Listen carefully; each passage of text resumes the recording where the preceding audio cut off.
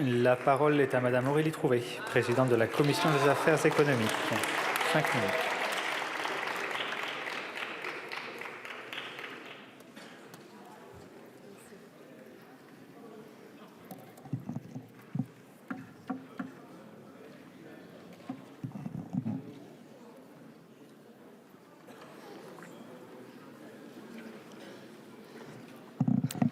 Bien.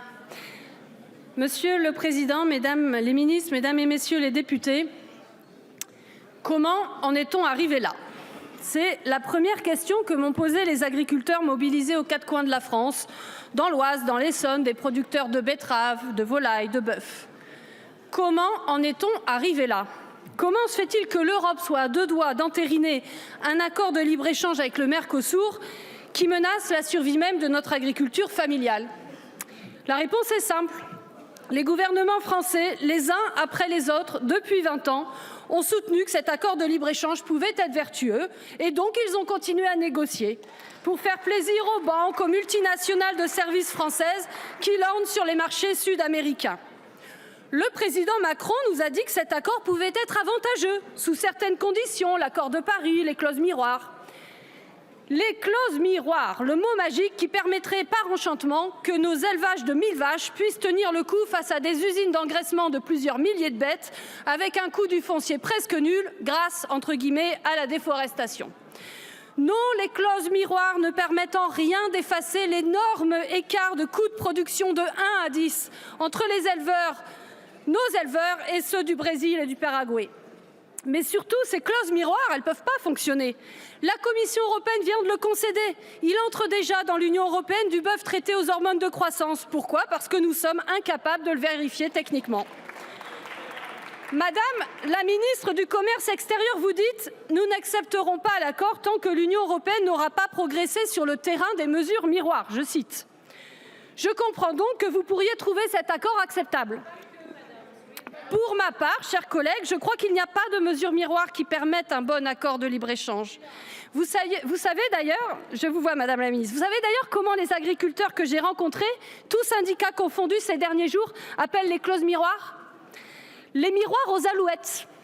Ce que nous disent ces agriculteurs, c'est qu'ils se sentent un peu comme des alouettes, victimes d'un piège utilisé par les partisans du libre-échange qui ont tenté d'éblouir tout le monde avec les mesures miroirs.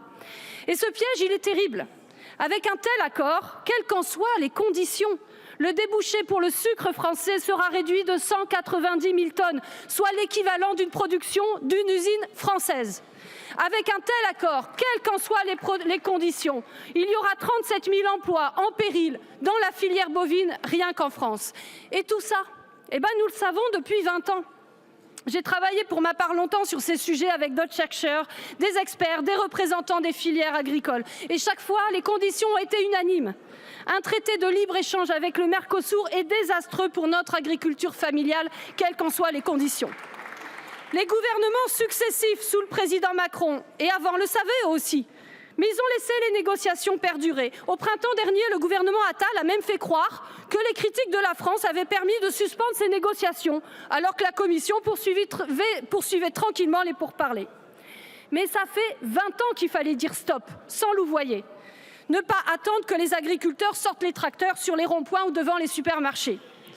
Il était possible de demander la remise en débat du mandat de négociation entre les 27 États européens et, à défaut de consensus, de suspendre ce processus de négo. Vous avez cité le président de Gaulle, Madame la ministre de l'Agriculture. Souvenez-vous que lui, il a eu le courage de pratiquer la chaise vide au niveau européen parce que notre sécurité, nos intérêts stratégiques étaient en cause.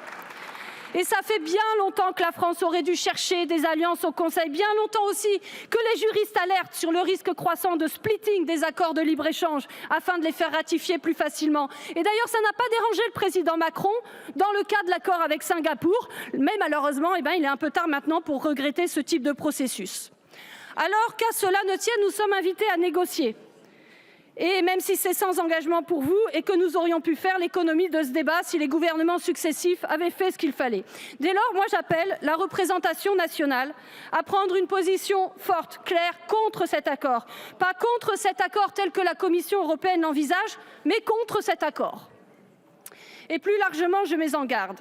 La propension des gouvernements du président Macron à signer des accords de libre-échange à tour de bras remettra tôt ou tard les agriculteurs, les salariés, les défenseurs de l'environnement dans la rue si vous tentez de faire accepter un nouvel accord avec l'Inde, l'Australie, après avoir accepté celui avec la Nouvelle-Zélande il y a quelques mois.